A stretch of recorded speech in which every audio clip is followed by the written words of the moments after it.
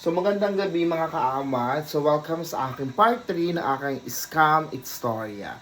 So sa mga nakapanood na ng part 1, pasensya na po at medyo choppy yung mga kwento ko doon kasi talagang hindi ko pa ma-idetalye ng maayos yung mga nangyari kasi sobrang tuliro at sobrang ano pa ako noon, hindi pa makapaniwala na na-scam ako. Kaya medyo magugulo yung mga tahi-tahi ng kwento ko. Pero pinilit ko naman talaga itawid. Pero siguro marami naguluhan. Kaya gumawa ko ng part 2, naikwento ko naman na maayos yung mga nangyari sa akin. So marami sa akin ang tatanong dito, marami sa akin nag-PM, nag-chat dahil nga sa aking status na yung pera ko na pinakash in sa Alphamart, dun sa ECP, yun daw ay papasok pa sa akin may sukli. At pwede ko pa siyang makuha or pwede ko pa siyang makash in ulit. Opo, totoo po na yung pong pera na yun ay pumasok right after mag-fail yung transaction, ay pumasok talaga siya sa may sukli. So first time ko maranasan na mag-fail doon sa mga machine-machine na yan at hindi ko alam kung paano kukunin yung pera.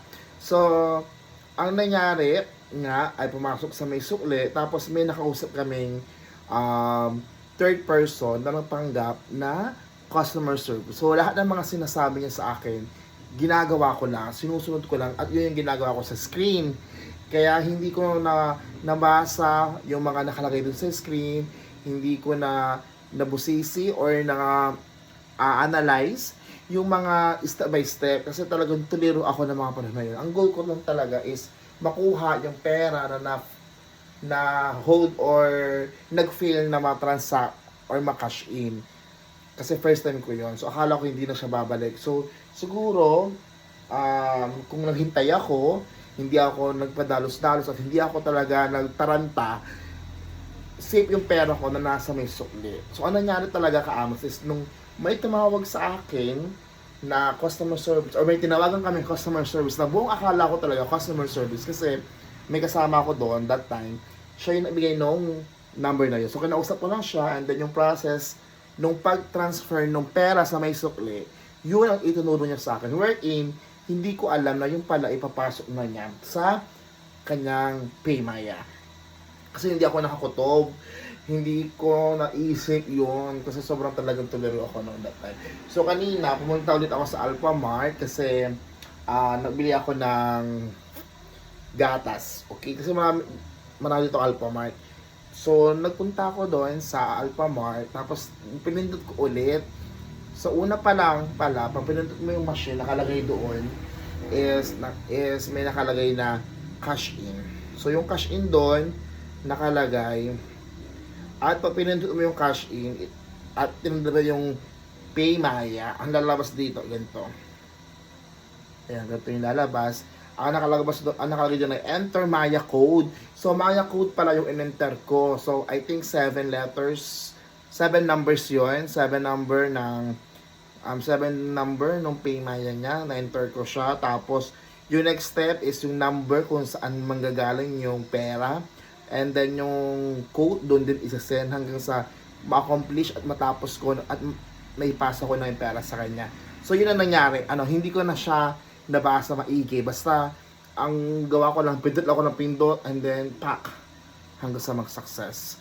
So, para kay Beshi, Teacher Vladimir, kung natatanong kung nakuha ko pa yung pera, kasi nag-chat sa akin, at marami pang iba, hindi na.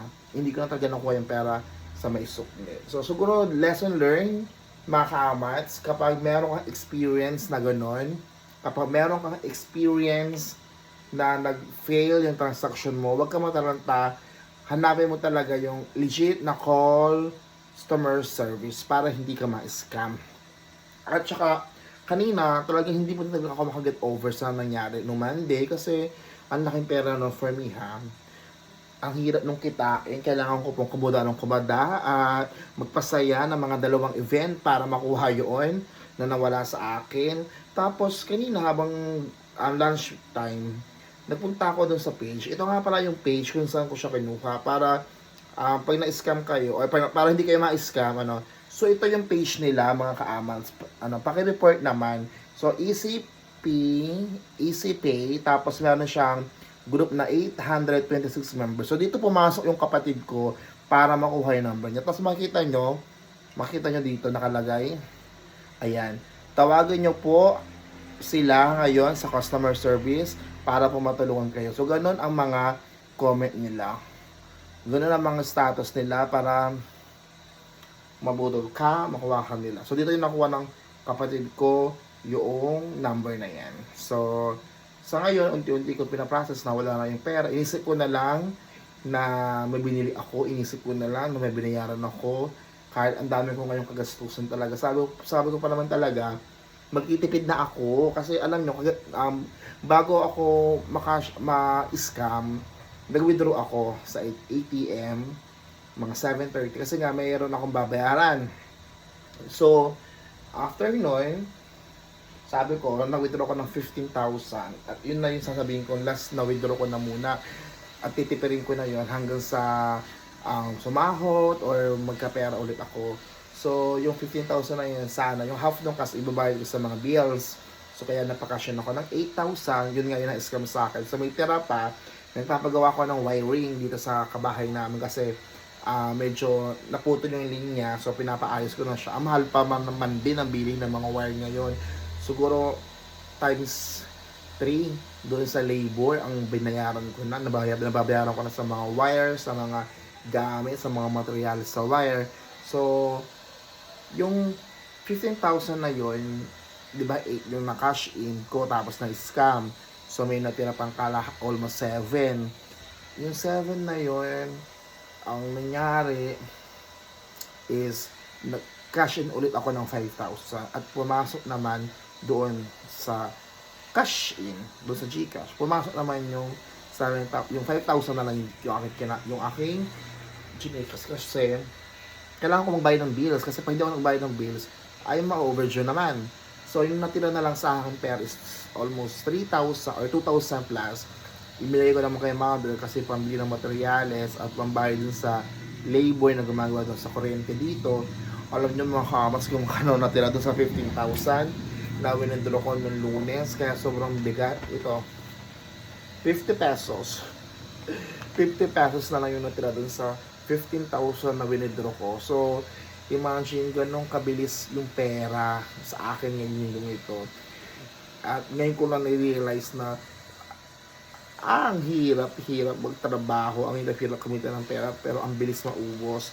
Pero I always believe, ladies and gentlemen, na at the end of the day, yun na wala sa akin this week, babalik sa akin ng times 100, liglig, siksik, umaapaw sa mga darating na panahon. At alam ko, God will move mountains para ibalik sa akin yun. Ayan. So, yun lang po ang update sa akin. Sa mga natatanong kung nakuha ko na yung pera ko na scam, hindi pa. Pero I'm planning sa part 4 kung ano yung ginawa ko habang doon ko ikukwento sa inyo sa aking part 4. Okay? So hanggang dito lang po ang aking scam istorya. Bye-bye!